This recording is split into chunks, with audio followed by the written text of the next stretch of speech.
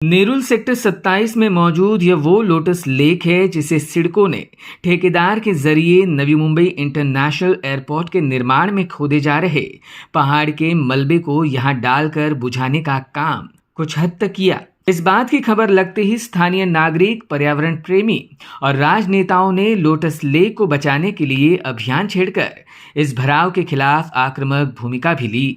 न्यायालय में जनहित याचिका दायर होने के बाद कोर्ट द्वारा मनपा को सख्त निर्देश देकर इस भराव प्रक्रिया पर औचक रोक लगा दी गई थी। अफसोस, कई दिन बीत गए मगर अब तक तालाब में डाले गए मलबे को पुनः बाहर निकाला नहीं गया है। इस बात से नाराज नागरिक और पर्यावरण प्रेमी फिर एक बार लोटस तालाब परिसर पहुंचकर सिडको प्रशासन की उदासीन भूमिका के खिलाफ आवाज उठाते दिखाई दिए। लोटस लेक इस इलाके का एकमात्र प्राकृतिक तालाब है जो बतौर वेटलैंड घोषित है, मगर सिडको ने इस जमीन को सेक्टर 2 करार देकर इसे प्लॉट मान लिया है।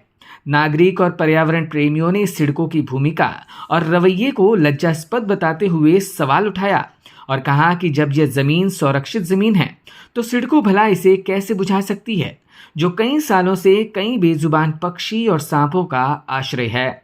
कुछ लोगों ने दावा किया है कि सिडको जिस लोटस लेक को बुझाने में लगी है वह एक जमाने में खाजन जमीन हुआ करती थी।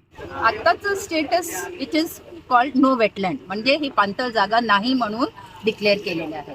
पण मी वेटलँड कमिटीमध्ये होती आणि याचं EIA रिपोर्ट मी 2019 मध्ये केलं होतं आणि तेव्हा ह्याचं नाव दरावे म्हणून दिलं होतं कोऑर्डिनेट्स, तर आम्ही ते नाव लोटस लेक दरावे असं दिलं होतं।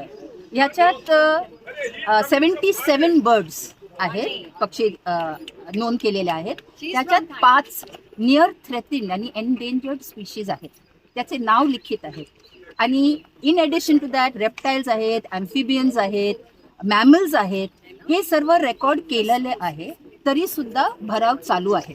आणि इकडे जे पॉन्ड आहे हे नॅचरल रेन फेड वेटलँड आहे, आर्टिफिशियल नाही। तर हे वेटलँड आता आम्ही त्याला वाचवण्यासाठी आम्ही इकडे ठाण्यावरून आलोय, नवी मुंबई लोटस लेक ग्रुपला सपोर्ट म्हणून। पूर्वी हा दारावे ग्रामस्थ, करावे, बेलापूर, शहाबाद ह्या सर्व स्थानिक ग्रामस्थांचा हा खाजण म्हणून जागा ही ओळखली जायची। आणि माझ्या माहितीप्रमाणे करावेचे तांडेल त्यांच्या नावावर, याच्यातलं सम ऑफ द पार्ट्स त्यांच्या नावावर आहेत। आणि त्याच्यानंतर हा खाजण बोलल्यावर त्याच्यावर ते खाडीचा पाणीच आहे। आणि त्याच्यानंतर इथे जेव्हा डेव्हलपमेंट झालेली आहे सिडकोच्या माध्यमातून, तेव्हा इथे हे नॅचरल पॉन्ड हे निर्माण झालेलं आहे। तहसील कार्यालयातनंही त्याला नॅचरल पाणथळ जागा म्हणून संरक्षित आणि संवर्धित केलेलं गेलेलं आहे। 6 नंबरवर त्याचं पॉईंट आहे। आणि हे असं असतानाही आता सिडकोच्या माध्यमातून जाणून बुजून जे तलाव आहे, नैसर्गिक तलाव आहे, ते बुंजवण्याचं काम चालू आहे। जर पाणथळ जागा म्हणून जर गव्हर्नमेंटच्या माध्यमातून इथे जर संरक्षित असताना सिडको त्याला विकू कसं शकते, हा माझा एक सामान्य नागरिक म्हणून एक सर्वप्रथम सिडकोला माझा प्रश्न आहे की सिडको किंवा त्याला संबंधित जेवढ्या पण अथॉरिटीज असतील, बिल्डर्स असतील, हे कशा प्रकारे ह्याचं बुजवण्याचं काम करून, कारण हे नैसर्गिक जे काही आहे त्याचं संवर्धन करण्याचं काम हे शासनाचं, केंद्र शासनाचं आहे। आणि त्याच्यासाठी आम्ही सर्व इथले नागरिक आहेत हे आंदोलन आणि जन आंदोलन करणार आहोत आणि मोठ्या प्रमाणावर ह्याच्या पुढेही आंदोलन होऊन ही जागा आम्ही वाचवण्याचा प्रयत्न करणार। आणि कारण इथे जे येणारे पक्षी असतील, मासे असतील, ह्या सगळ्यांचा एक नॅचरल पॉन्डच्या माध्यमातून एक त्यांचं जीवन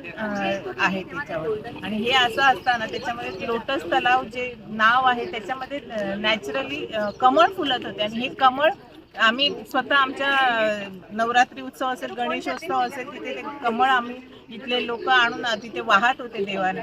आणि अशा प्रकारे ह्या नॅचरल लोटस लेकचं जर त्यांनी बुजवण्याचं काम चालू आहे, हे अत्यंत चुकीच्या पद्धतीने आहे। सेव्ह द एन्व्हायरमेंट ह्या संस्थेच्या माध्यमातून आणि त्या सर्व तिथले सदस्य असतील आणि मी नगरसेविका म्हणून 2005 सालापासून इथे कार्यरत आहे। असं असताना आम्ही इथे ही जागा नॅचरल पॉन्ड हे ज्वेल ऑफ नवी मुंबईच्या धर्तीवर इथं डेव्हलपमेंट व्हावी म्हणून माझा महासभेत ठरावही गेलेला आहे।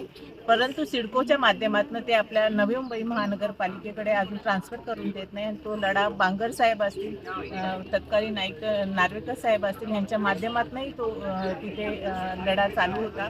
परंतु सिडको जुमानत नाही. परंतु आम्ही सर्व नागरिक इथे गप्प बसणार नाही आहेत आणि हा लढा जोपर्यंत ही पाणथळ जागा संरक्षित होत नाही आणि पालिकेकडे हँडओव्हर होत नहीं तोपर्यंत आम्ही हा लढा कायम चालू ठेवू. कुछ लोगों ने सिडको पर गंभीर आरोप करते हुए कहा कि मलबे का भराव डालकर सिडको ये जमीन बिल्डर को बेचकर मोटी मलाई कमाना चाहते हैं। ऐसे में तालाब को बचाने के लिए संस्थाओं ने मुख्यमंत्री देवेंद्र फडणवीस को पत्र सौंपकर जिम्मेदार सिडको अधिकारियों पर मामला दर्ज कर उन्हें जांच के दायरे में लेकर निलंबित करने की मांग की है। सिडको ही आधुनिक शहर बसवणारी संस्था म्हणून पूर्ण भारतामध्ये प्रसिद्ध आहे आणि खरोखर सिडकोनं छान प्रकारे नवी मुंबई बसवली होती. पण काही बिल्डरांच्या आर्थिक देण्याघेण्यामुळे सिडकोने आता हा नवी मुंबईतला नेहरूमधला वर्षानुवर्षे इथे कमळ फुलणार असा हा पॉन्ड नैसर्गिकरित्या असलेल्या काही आर्थिक दृष्टिकोनातून हा विकण्याचा प्रयत्न केलेला आणि चालू असलेला लेख आता तुम्ही त्या बाजूला बघाल तर भराव टाकलेला आहे आणि हळूहळू हा भराव टाकण्याचं पूर्ण काम होतं. त्याने प्लॉटिंग क्रिएट केलं होतं. सदरची बाब ही काही सिडकोच्या अधिकाऱ्यांनी काही बिल्डरांशी संगनमत करून केल्याचा प्रथमदर्शनी इथं दिसून येत आहे आणि ह्याबाबत आम्ही मुख्यमंत्री साहेब देवेंद्र फडणवीस सर यांना परवा दिवशी समता सहकारी सामाजिक संस्थेच्या वतीनं सदरच्या सिडको अधिकाऱ्यांच्यावर FIR नोंद करावी आणि त्यांची चौकशी करून तिथून त्यांना सस्पेंड करावं अशी आम्ही समता ट्रस्टच्या वतीनं आणि पर्यावरण संस्थेच्या वतीनं मागणी केली आहे. Bureau report, समाजशाही.